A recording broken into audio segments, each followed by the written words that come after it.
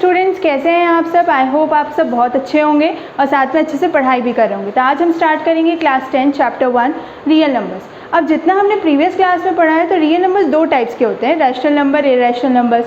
Rational numbers में whole numbers आ जाते हैं जैसे 0, 1, 2, 3, ओके। और इरैशनल नंबर्स में आते हैं √2, √3 और √0.22 इस टाइप के नंबर। मतलब रैशनल नंबर्स होते हैं P/Q के फॉर्म में आ जाए और इरैशनल नंबर जो P/Q के फॉर्म में ना आ सके, ओके। तो ये तो हुआ कि रियल नंबर्स जितना हमने प्रीवियस क्लास में पढ़ा है। अब हमें क्लास 10th में रियल नंबर्स में क्या पढ़ना है? हमें क्लास 10th में रियल नंबर्स में पढ़ना है यूक्लिड्स डिवीजन लेमा और यूक्लिड्स डिवीजन एल्गोरिथम। ये दो मेन टॉपिक हैं जो इसके चैप्टर की स्टार्टिंग में आते हैं। तो यूक्लिड्स एक मैथमेटिशियन थे जिनने एक अपना खुद का लेमा दिया था। अब लेमा का मतलब क्या होता है? लेमा का मतलब होता है a lemma is a proven statement used for proving another statement. मतलब लेमा एक स्टेटमेंट है जो यूक्लिड ने दिया जिसके थ्रू हम बाकी स्टेटमेंट को प्रूव करते हैं। तो यूक्लिड्स ने लेमा क्या दिया, मतलब उनका स्टेटमेंट क्या था? तो उनका स्टेटमेंट था given positive integers a and b there exist unit integers q and r satisfying a is equal to bq plus r, 0 less than और इक्वल टू r और b is greater than r। तो ये था Euclid's का division lemma. तो ये इन्हें क्यों दिया? ये इन्हें इसलिए दिया कि हम किसी भी यूक्लिड्स डिवीजन एल्गोरिदम में HCF means highest common factor निकाल सकें किसी भी 3 डिजिट 4 डिजिट नंबर का। तो यूक्लिड्स डिवीजन लेमा मैंने आपको बताया कि लेमा का मतलब क्या है? एक स्टेटमेंट जो उन्हें दूसरे स्टेटमेंट को प्रूव करने के लिए दिया। अब इस a is equal to BQ plus r में q क्या है? क्वोशंट है, r रिमाइंडर, a और b हैं पॉजिटिव इंटीजर्स। और इसमें कंडीशन ये है कि रिमाइंडर जो रहेगा हमेशा 0 से बड़ा या 0 के इक्वल होगा और b से हमेशा छोटा, यानी b की यानी पॉजिटिव इंटीजर की जो वैल्यू होगी b वो हमेशा रिमाइंडर से बड़ी होगी। और एक और कंडीशन है कि a की वैल्यू यानी एक पॉजिटिव इंटीजर, मतलब a और b तो लेमा में दोनों ने पॉजिटिव इंटीजर्स बताए हैं, तो a हमेशा a की वैल्यू जो रहेगी हमेशा बड़ी रहेगी b की वैल्यू से। अब ये बात तो हुई यूक्लिड्स डिवीजन लेमा की। अब यूक्लिड्स डिवीजन एल्गोरिदम जैसा मैंने आपको बताया HCF 4 डिजिट 3 डिजिट नंबर के निकालने के लिए, तो यूक्लिड्स डिवीजन एल्गोरिदम में एल्गोरिदम का मतलब जितना आपने आज तक पढ़ा हो या कभी सुना हो, तो एल्गोरिदम का मतलब क्या होता है? कोई भी चीज़ आप स्टेप बाय स्टेप करना। तो यहाँ पे भी एल्गोरिदम का मतलब यही है, N algorithm is a series of well defined steps which gives a procedure for solving a type of problem. मतलब हम किसी भी टाइप ऑफ प्रॉब्लम को सॉल्व करने के लिए प्रोसीजर फॉलो करते हैं। तो यही प्रोसीजर किसने दिया है? यूक्लिड्स ने। तो यूक्लिड्स ने अपने एक डिवीजन एल्गोरिदम दिया है, एक स्टेप, एक प्रोसीजर जिससे हम किसी भी नंबर का HCF मतलब हाईएस्ट कॉमन फैक्टर निकाल सकते हैं। जैसे 4 डिजिट 3 डिजिट के नंबर्स का अगर आपको HCF निकालने को बोला जाए तो आप काफ़ी बड़ी मेथड यूज़ करेंगे, बट यूक्लिड्स ने एक शॉर्ट टर्म, एक शॉर्ट एल्गोरिदम दिया, एक स्टेप प्रोसीजर जिससे आप इजीली HCF निकाल सकें। सो जितना आपने प्रीवियस क्लास में जैसे हमने बचपन से पढ़ते आ रहे हैं कि जब हम किसी नंबर को डिवाइड करते हैं तो डिवाइड करने पे वो क्या होता है? ये पॉजिटिव इंटीजर b की वैल्यू आती है डिवीज़र की जगह, a होता है डिविडेंड, वो भी एक पॉजिटिव इंटीजर है, q quotient and r remainder. अब आपको लग रहा होगा कि यहाँ पे a क्यों लिखा है? a इसलिए यहाँ पे लिखा है क्योंकि a की वैल्यू हमेशा इनके स्टेटमेंट में b से बड़ी होती है। तो हम किसी भी छोटे नंबर से ही बड़े नंबर को मत डिवाइड करेंगे, इसलिए हमने यहाँ पे b लिखा है पॉजिटिव इंटीजर और यहाँ पे a लिखा है। तो ये तो बात हुई कि यूक्लिड्स डिवीजन लेमा में और यूक्लिड्स डिवीजन एल्गोरिदम में क्या है। अब हम इसके आगे कुछ क्वेश्चन सॉल्व करते हैं जिससे आपको समझ में आएगा कि इस स्टेटमेंट का यूज़ करके हम कैसे किसी क्वेश्चन को सॉल्व करते हैं। सो स्टूडेंट्स, अब हम क्वेश्चन सॉल्व करते हैं। आप इसका स्क्रीनशॉट ले लीजिए जिससे आपको क्लियरली समझ में आ जाए। सो स्टूडेंट्स, मैंने एक क्वेश्चन लिया है। इस क्वेश्चन में क्या गिवन है? इस क्वेश्चन में गिवन है use Euclid's algorithm to find the HCF of 455 and 42। अब इसके प्रीवियस में मैंने आपको क्या बताया था कि यूक्लिड्स डिवीजन लेमा क्या है? यूक्लिड्स डिवीजन लेमा है a is equal to BQ plus r। इसी लेमा को यानी इसी स्टेटमेंट का यूज़ करके हम इन दोनों नंबर का HCF निकालेंगे। तो हम कैसे निकालेंगे? 455 एंड 42। अब सबसे पहले तो हम यहाँ पे स्टेटमेंट लिख लेते हैं। स्टेटमेंट है हमारा a is equal to BQ plus r। ये काफ़ी इंपॉर्टेंट है क्योंकि फर्स्ट चैप्टर में यूक्लिड्स से ही स्टार्टिंग हुई है, तो ये स्टेटमेंट बहुत ज़रूरी होता है। तो आपको ये याद होना चाहिए कि a is equal to BQ plus r ये स्टेटमेंट है, क्योंकि आप इसके through easily Euclid's division algorithm का यूज़ करके HCF निकाल सकते हैं। अब ये तो है स्टेटमेंट की बात। अब स्टेटमेंट में मैंने आपको एक कंडीशन बताई थी कि a की वैल्यू जो रहेगी हमेशा b से बड़ी रहेगी। अब यहाँ पर दो वैल्यूज़ हैं, फर्स्ट है 455 एंड सेकेंड है 42। अब इसमें से बड़ा नंबर कौन सा है? लार्जर नंबर, लार्जर इंटीजर, तो कौन सा है? 455। तो इसकी वैल्यू पे क्या होगा? 455 इज़ a एंड b क्या होगा? 42। तो अब हम इसे स्टेटमेंट में वैल्यूज़ को रखें तो ये वैल्यूज़ में क्या आएगा? 455 इज़ इक्वल टू 42। अब स्टेटमेंट के अकॉर्डिंग हमें चाहिए यहाँ पे क्वेश्चन और रिमाइंडर। तो अब क्वेश्चन और रिमाइंडर के लिए हमें डिवाइड करना होगा। तो हम यहाँ पे एक रफ स्पेस लेते हैं, उसमें हम यहाँ पे डिवाइड करेंगे। सो 455 एंड 42। अब इसे 42 से डिवाइड करना है, तो मैंने यहाँ पे इसे 10 से मल्टीप्लाई कर दिया और 420 ठीक 5 3, तो ये कितना आया 35। अब जो नीचे आता है जैसे मैंने आपको बताया था, तो वो क्या होता है रिमाइंडर ऊपर के साथ क्वेश्चन। तो ये क्या होगा 42 इंटू 10 प्लस 35। अभी भी HCF नहीं निकला है। अब HCF क्यों नहीं निकला? क्योंकि जब तक रिमाइंडर ज़ीरो नहीं होगा तब तक हमारा highest common factor in numbers का नहीं निकलेगा। तो जब तक रिमाइंडर ज़ीरो नहीं होगा मतलब तब तक हमें डिवाइड करना है। अब जब सेकेंड स्टेप में डिवाइड करना होगा तब हमने इस नंबर को तो एक बार डिवाइड कर दिया, ओके। तो अब हम सेकेंड लेंगे B और रिमाइंडर, ओके। तो B और रिमाइंडर में से बड़ा नंबर है 42, सो हम यहाँ लेंगे 42 एंड 35, ओके। तब ये 35 और 42 आ गए। अब हमें किससे डिवाइड करना होगा? 42 को डिवाइड करना होगा 35 से, क्योंकि अब हमें क्वेश्चन तो रिमाइंडर की रिक्वायरमेंट है। तो हम यहाँ पे मल्टीप्लाई कर देंगे 1 से। 5 कितना हो जाएगा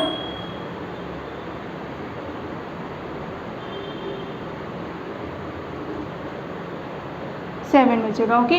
तो रिमाइंडर होगा R7 और ये होगा क्वेश्चन। तो हमें यहाँ लिख दें 35 इंटू 1 प्लस 7, क्योंकि रिमाइंडर कितना है 7। अभी भी आपको दिख रहा है कि रिमाइंडर ज़ीरो नहीं आया है, मतलब HCF नहीं निकला। तो हम अगेन यहाँ पे क्या करेंगे, B की वैल्यू को रखेंगे A की वैल्यू पे और यहाँ लिखेंगे 7। अब हमें टेबल 7 का याद ही है, तो कितना होता है 7 5 35। तो हम यहाँ क्लियरली लिख सकते हैं, हमें डिवाइड करने की ज़रूरत नहीं है। तो 7 इंटू 5 35 और प्लस 0, क्योंकि रिमाइंडर 0 आ जाएगा। सो फाइनली रिमाइंडर 0 आ गया। अब HCF क्या होगा कि मतलब ये स्टेप लिखा हुआ है, अब स्टेप में आप कैसे बताओगे कि HCF क्या है? तो HCF हमेशा B की वैल्यू होती है, और B की वैल्यू ऐसा नहीं कि फर्स्ट और सेकंड में भी B की वैल्यू अगर 42 एंड 35 है तो वो भी HCF होगी, वो भी HCF होगी, बट हमें रिमाइंडर 0 जब तक नहीं आता तब तक हम फाइनली HCF नहीं निकालते। सो अब हमारा रिमाइंडर 0 आ गया, तो हम ऐसा लिख सकते हैं hence the HCF of 455 and 42, okay. इन दोनों नंबर्स का ही HCF निकालना था इज़ 7। सो फाइनली HCF कितना आ गया है 455 एंड 42 का 7। तो फाइनली हमारा आंसर आ गया। मतलब हम इजीली दो नंबर्स, अब ये 3 डिजिट का नंबर था और एक साथ में 2 डिजिट का नंबर, अब आप इसे डिवाइड करते तो आप इसे कितना डिवाइड आपको करना पड़ता, तब आपको एक हाईएस्ट कॉमन फैक्टर मिलता। बट अब आप इजीली यूक्लिड्स के स्टेटमेंट के थ्रू A और B फाइंड आउट करेंगे, उसके बाद फिर स्टेटमेंट में सारी वैल्यूज़ को रखेंगे, फिर स्टेप बाय स्टेप छोटे छोटे से डिवाइड करेंगे और उसके बाद फिर आपको फाइनली HCF मिल जाएगा। सो स्टूडेंट्स अब आप इसका स्क्रीनशॉट ले लीजिए। अब हम इसके आगे सेकेंड क्वेश्चन सॉल्व करेंगे। सो स्टूडेंट्स मैंने सेकंड क्वेश्चन लिया है। सेकंड क्वेश्चन में क्या गिवन है? सेकंड क्वेश्चन में गिवन है use Euclid's algorithm to find the HCF of 4052 and 12576। अब मैंने यहाँ पे 4 और 5 डिजिट के नंबर लिए हैं, जिससे आपको और इजीली समझ में आए कि हम यूक्लिड्स के स्टेटमेंट का यूज़ करके कैसे इतने बड़े नंबर का भी HCF ईजिली निकाल सकते हैं। सो हम स्टार्ट करते हैं। तब स्टेटमेंट मैंने आपको बताया था A is equal to BQ plus R। अब इस स्टेटमेंट में भी इन वैल्यूज़ को रखने से पहले एक कंडीशन होती है कि A की वैल्यू हमेशा B से बड़ी होगी। सो 12576 एंड 4052 में से कौन सा पॉजिटिव इंटीजर लार्जर है? ऑब्वियस 12576। सो 12576 की जगह पे क्या होगा A B, ओके। तब हम स्टेटमेंट में इन वैल्यूज़ को रखते हैं। 12576 इज इक्वल टू 4052। अब हमें यहाँ पे रिक्वायरमेंट है स्टेटमेंट के अकॉर्डिंग क्वोशिएंट और रिमाइंडर की, तब हमें क्या करना होगा डिवाइड। तब हम यहाँ पे एक रफ स्पेस लेंगे। सो हम यहाँ पे अब इसे डिवाइड करेंगे 12576 4052, ओके। मल्टीप्लाई करेंगे 3 से,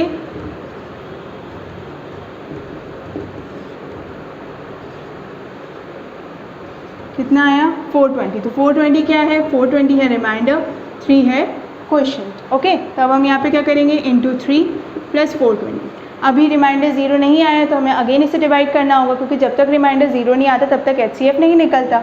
तब हम क्या करेंगे यहाँ पे कि 4052 की वैल्यू, जिसे मैंने आपको प्रीवियस क्वेश्चन में बताया था कि जब तक रिमाइंडर 0 नहीं आता तब तो फिर हम क्या करते हैं, जब डिवाइड करना हो इसी स्टेटमेंट के अकॉर्डिंग, तो क्या होता है कि B की वैल्यू को हम A में कन्वर्ट कर देते हैं। तो यहाँ पे क्या हो जाएगा 4052 एंड रिमाइंडर क्या हो जाता है यहाँ पे B की वैल्यू। सो 420। अब हमें फिर से क्वोशिएंट और रिमाइंडर की रिक्वायरमेंट है, तो हम यहाँ पे क्या करेंगे डिवाइड करेंगे 4052 एंड 420 को इसे मल्टीप्लाई करेंगे 9 से, ओके।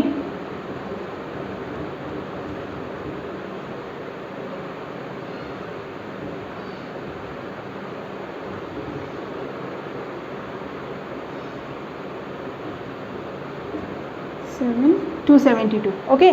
तो कितना आया है हमारा रिमाइंडर 272 एंड क्वेश्चन आया है 9। तो अब हम यहाँ पे क्या करेंगे 420 इंटू 9 प्लस 272, ओके। अब वापस से रिमाइंडर ज़ीरो नहीं आया तो हम फिर से इसे डिवाइड करेंगे। तो हम फिर से एक बी की जो वैल्यू रहेगी उसे ए में कन्वर्ट करेंगे, 420 एंड 272, ओके।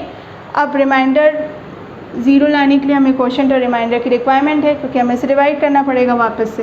तो हम इसे डिवाइड करेंगे 420 एंड 272, 1 से मल्टीप्लाई किया, 10 1, ये कितना हुआ 8 3 11 4 एंड कितना आया है रिमाइंडर 148। So into 1 plus 148। अभी भी रिमाइंडर ज़ीरो नहीं आया है तो हमें फिर से इसे डिवाइड करना होगा। तो फिर से हमारी बी की वैल्यू ए में कन्वर्ट होगी। सो 272 इज़ इक्वल टू 148। अब हमें इसे डिवाइड करना है क्योंकि हमें अब रिमाइंडर ज़ीरो की रिक्वायरमेंट है। तो हम जब तक रिमाइंडर ज़ीरो नहीं आता तब तक हम इसे डिवाइड करते जाएंगे स्टेप बाय स्टेप, ठीक है। यही तो यूक्लिड्स डिवीजन एल्गोरिथम है।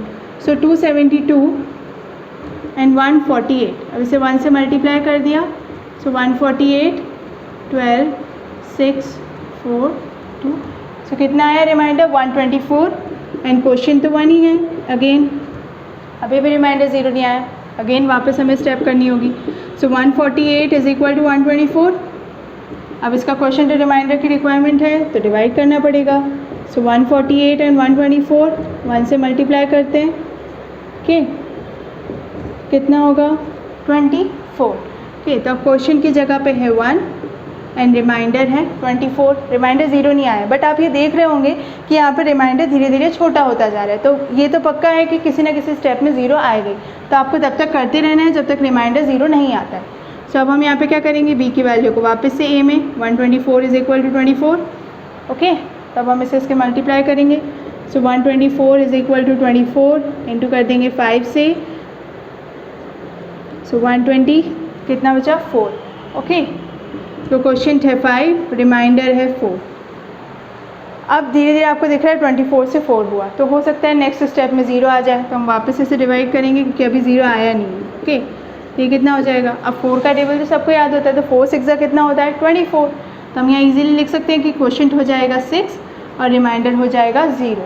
सो फाइनली हमारा 4052 एंड 12576 का इतनी स्टेप्स करते करते, क्योंकि आपको दिख रहा होगा कि हर स्टेप में रिमाइंडर धीरे धीरे डिक्रीज़ होता जा रहा है, ठीक है। पहले 420, फिर 272, 148, 124, 24, 4, फिर देन 0। तो अब फाइनली रिमाइंडर 0 आ गया है। तो अब हम यहाँ पे लिख सकते हैं hence the HCF means highest common factor of 4052 and 12576 is 4, okay. जैसे इसके प्रीवियस क्वेश्चन में मैंने आपको बताया था कि b की वैल्यू जब रिमाइंडर 0 आ जाता है तो जो b की वैल्यू होती है वो क्या हो जाती है HCF, जब हमारा रिमाइंडर 0 आ जाता है, ठीक है। तो हमने ये इतनी स्टेप में सॉल्व किया। प्रीवियस क्वेश्चन से थोड़ी ज़्यादा स्टेप इसलिए लगी क्योंकि ऑलवेज 5 डिजिट और 4 डिजिट का नंबर था, तो स्टेप्स तो ज़्यादा लगनी थी और जब तक रिमाइंडर 0 नहीं आता तब तक हमें इसे डिवाइड करते जाना है।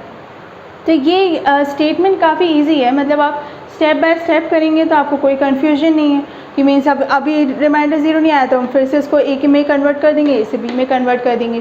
फिर अब रिमाइंडर 0 नहीं आया तो फिर से हम वापस रिपीट करते जाएंगे स्टेप को, और जब तक रिमाइंडर 0 नहीं आएगा HCF फाइंड नहीं होगा। सो स्टूडेंट्स अब आप इसका स्क्रीनशॉट ले लीजिए।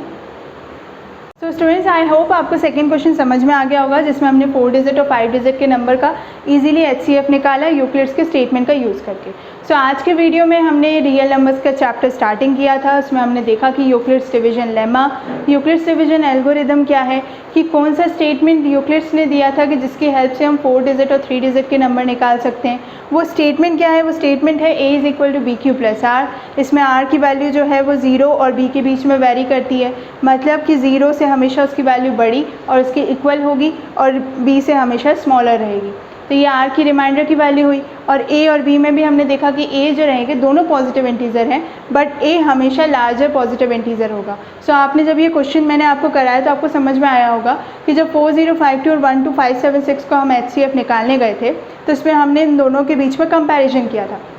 कंपैरिजन करके हमने सबसे पहले ये फाइंड आउट किया कि इसमें ए और बी क्या है। आपको ये बहुत ध्यान रखना पड़ेगा कि क्वेश्चन की स्टार्टिंग ही इस पे बेस्ड है।